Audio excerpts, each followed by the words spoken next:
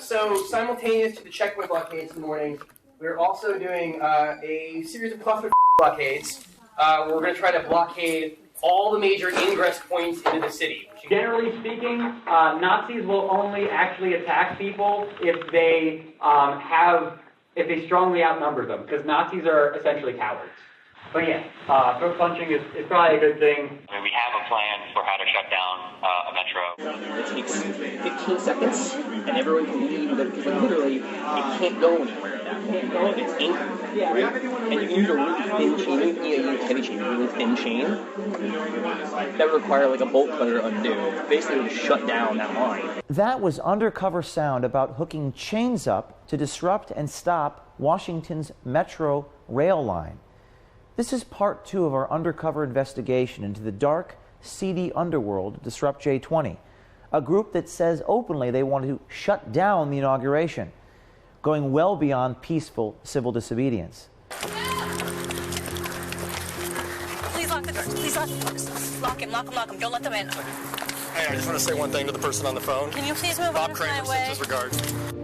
The next 4 years, we are going to fight Trump and everything he stands for with no quarter asked, no quarter given, no mercy of any kind. Our investigation into the Trump inauguration protests took us to dozens and dozens of meetings from coast to coast over the course of a few months.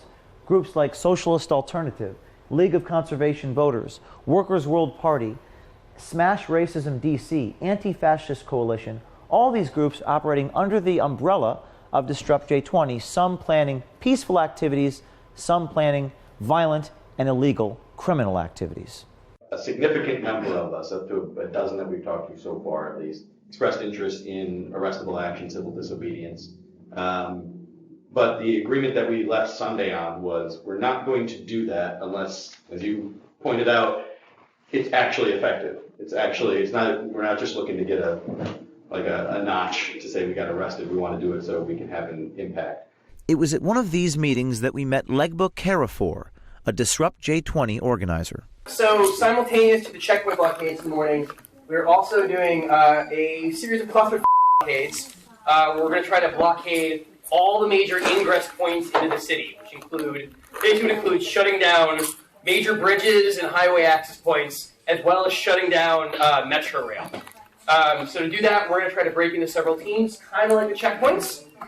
So if you're interested in doing that, we don't think these are going to be necessarily arrestable actions, but there is a possibility you could be, so keep that in mind if you want to participate. Last week, CARREFOUR spoke to the Washington Examiner and gave them an outline of the plans to try to block access to the city. Our infiltration efforts uncovered the details in potentially criminal plots. So we figured out the trains pull up, the doors. One person's going to walk one end of the train to the bench, and on the other end of the train, into the car, walk around the corner, done. It takes 15 seconds, and everyone can leave, because literally, it can't go anywhere at that point. It's anchored, right? And you can use a really thin chain, you can use a heavy chain, a really thin chain, that would require like a bolt cutter to undo. Basically, it would shut down that line the entire way. So the idea was to hit Metro Center, Gallery Place, and Waltham Plaza. They're all close enough to walk to, and that's every single line in the city. Disabling trains constitutes an act of terrorism under 18 United States Code 1992.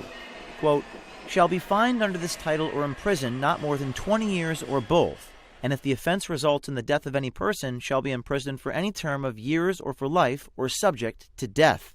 So after we received this information, we turned it over to the FBI, Secret Service, and the D.C. Metro Police. And we were able to find evidence that these individuals were hoping to shut down all Metro train transit around the Washington, D.C. area around inauguration. These details weren't mentioned by CARREFOUR to the Examiner, and our journalist discovered other details that he neglected to make public. So on the direct action, we had talked about sort of a rotating blockade. The goal is to delay, disrupt, shut down a checkpoint. We have been assigned a checkpoint as a group. Our checkpoint is at 1st and D. So everybody know where that is? Here it sounds like they are encouraging the demonstrators to pay homeless people to help stop traffic. So we want to encourage you all to give to the poor and the homeless. Go right down to 2nd and D. Help us to block the vehicle traffic and the pedestrian traffic going to the inauguration, and set up tables, food, give outs, whatever, right there near 2nd and D, blocking either direction, and help to block traffic. Our journalist also infiltrated several groups operating under the main umbrella of Disrupt J20, like the Industrial Workers of the World, a quasi-socialist group, the Metropolitan Anarchist Coordinating Council, and Refuse Fascism. Our goal is to continue to help shut down the city and make inauguration a giant that day. So be prepared to help make the inauguration a giant cluster. So we're not going to publicly announce the route, but we are planning a route that will help us jam up the works of this day. Lots of marching against traffic on one-way streets, stuff like that. Are you with Matt? I guess, yeah. I mean, I've been just helping. So I helping coordinate the thing tomorrow, and then also the rides down to DC. So I guess I've just been doing stuff around J20. Yeah. Okay. So yeah. Well, so essentially what I mentioned was the call in DC was that there's a bridge near this I guess park or something where people do yoga training usually in the mornings, and so the idea would be that maybe a couple of autonomous affinity groups are out there pretending to do yoga or just coordinated in some way. Someone pretends to do yoga. I know that's part of the way that they've imagined it.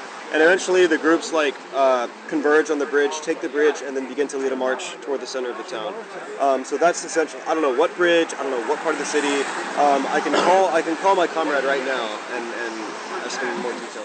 They're going to get bigger in size, and they're going to get more and more disruptive. Oh, okay. Yeah, and the idea being you start with a few hundred, then you get a few thousand, then you get so many they spill into the streets, then, it's then they're disrupting business as usual, then everybody goes, wow, that's what's happening, I gotta be there too. Millions, you know what I mean? Literally, it snowballs, okay?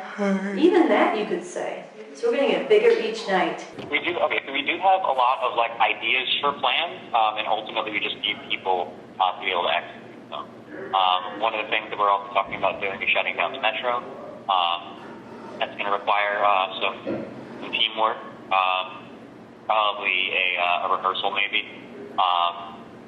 But it's possible, and we can do it.